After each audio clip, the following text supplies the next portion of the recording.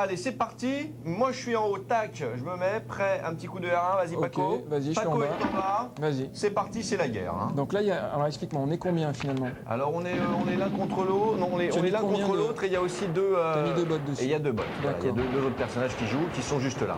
Alors, en même temps, il faut répondre aux questions. Hein. Vas-y, je t'écoute. Alors, souvent, enfin, on s'aperçoit avec ce jeu-là que de temps en temps, jeux vidéo et BD font bon ménage. Pour ce jeu, effectivement. Voilà, pour ce jeu. Alors, si on parle de Tintin au Tibet, effectivement, et de l'adaptation de Titeuf, quoique si l'adaptation du jeu Titeuf était plutôt réussie, c'est vrai. rigolo. Ah, il faut que j'essaye. C'était des mini-jeux, c'est pour les enfants, mais ça reste bien fait, et ça respecte un peu l'univers rigolo de Titeuf. D'accord. Il était sorti sur quelle console?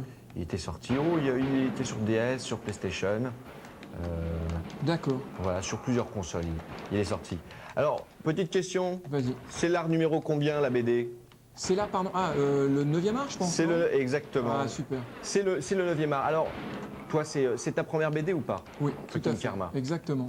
D'accord. Première BD, premier tome. Ouais.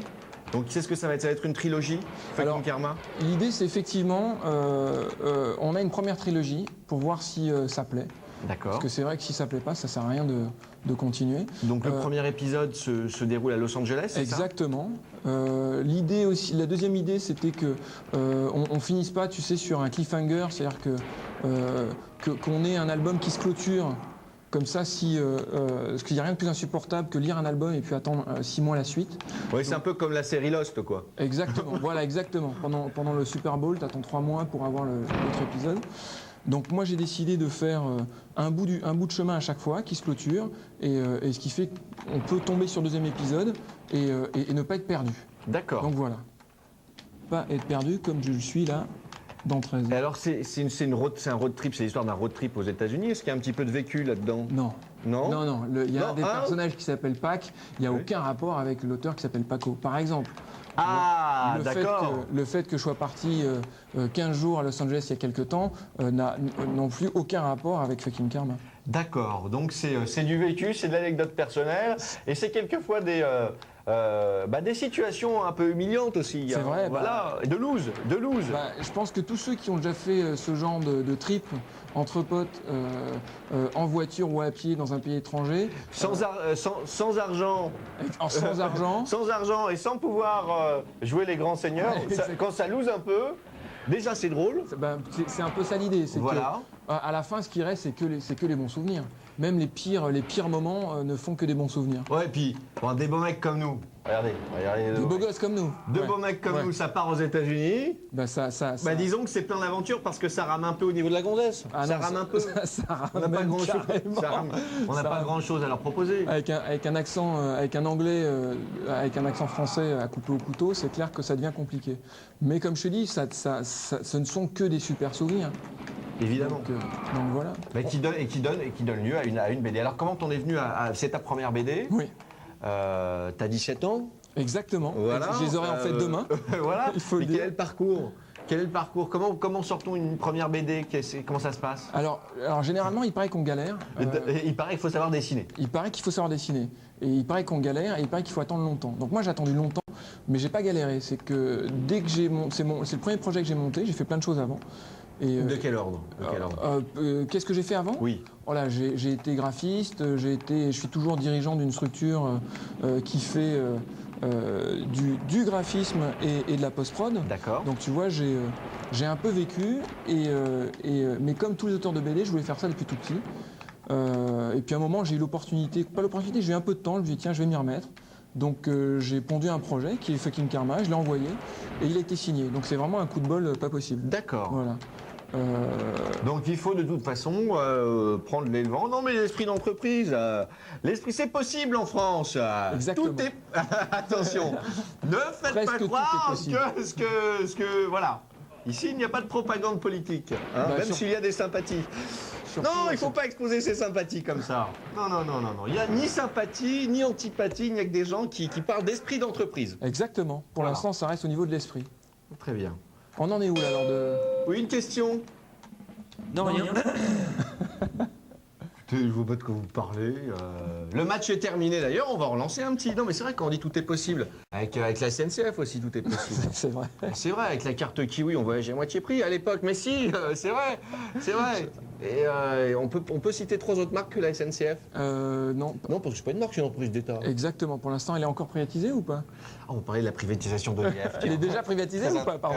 Non, oh là là, on peut pas dire ça. Non, peut-être dans 100 ans. Moi, je vais te laisser parler parce que j'ai l'impression qu'au niveau des points, je suis un peu à la ramasse. Alors, et d'ailleurs, la fois précédente, là, bon, je pars avec un handicap. Je pense que les bots que tu as programmés ne viennent que sur moi, non? Je ne sais pas, tiens, en tout cas, moi je les abats dans le dos. Vas-y. Hein, c'est beaucoup toi, là, plus ou courageux, je sais pas. Mais non, mais c'est. Ah, mais d'accord, ok. Ah, c'est toi là? Petit canaillot, Voilà. je ne t'emmènerai jamais en vacances avec moi. Alors, la BD, bien entendu, Fucking Karma est disponible. Tout à fait. Aux éditions Paquet, on le rappelle. Depuis une semaine. Il y a un propos un peu explicite, alors c'est pas Tintin au Tibet, hein, les enfants. Il faut quand même avoir l'âge. On est loin de Tintin au Tibet. Ouais, il faut demander l'autorisation aux parents quand on n'est pas très sûr. Exactement. Sinon, si on est un adulte, eh ben, évidemment, on regarde ce que c'est. Et puis, si on veut se renseigner, on va sur fuckingkarma.com. Tout à fait. C'est un blog. On peut y voir les 16 premières pages. Et puis tout l'univers qui a inspiré de près ou de loin Fucking Karma. Et puis, bon, des humeurs au quotidien que je balance comme dans tous les blogs. D'accord. Est-ce que c'est un blog qui est tenu et mis à jour? C'est un blog qui est tenu et mis à jour. Je poste au maximum une fois tous les 2 jours des photos, des dessins. Je pense que c'est vraiment un blog qui va plaire à tous ceux qui ont adoré la BD. D'accord. Bon, bah alors, Fucking Karma. C'est un peu ringardos de dire que c'est dans les bacs. Mais quand on parle de BD, c'est dans les bacs aussi? C'est dans les bibliothèques? Oui, c'est dans des bacs. C'est dans les bacs, exactement. Dans les bacs, c'est disponible. On est un peu dans la partie, donc là je vais essayer quand même. Moi, je sais que tu essaies de me déconcentrer depuis le début, mais. On va finir en beauté. Dans le dos, voilà. Dans le dos. Ouais, là, c'était donc toi, tiens. C'était moi dans le dos, là. C'est pas très courageux, mais. Mais au moins c'est efficace. C'est efficace, ça bouge. Et puis si vous ne connaissez pas ce jeu-là, peut-être un projet éventuellement de jeu vidéo dans l'univers Fucking Karma, on ne sait jamais. J'adorerais. Ce serait rigolo. Ça, effectivement, j'adorerais. C'est vrai que l'envie, c'est de faire après un dessin animé, un jeu. En tout cas, voilà. Il y aura peut-être un petit jeu en flash aussi sur le site internet du UV. J'y réfléchis, exactement. Voilà. Il faut trouver un truc bien fun. On était là, elle est là, Fucking Karma, fucking comme fucking, hein, comme le. Et Karma comme. Je te laisse. Comment? Je te la laisse là. Non, mais j'avais une pratique un peu douteuse. Et le karma, comme les chakras, comme l'ouverture d'esprit, le rapport à la nature. Exactement.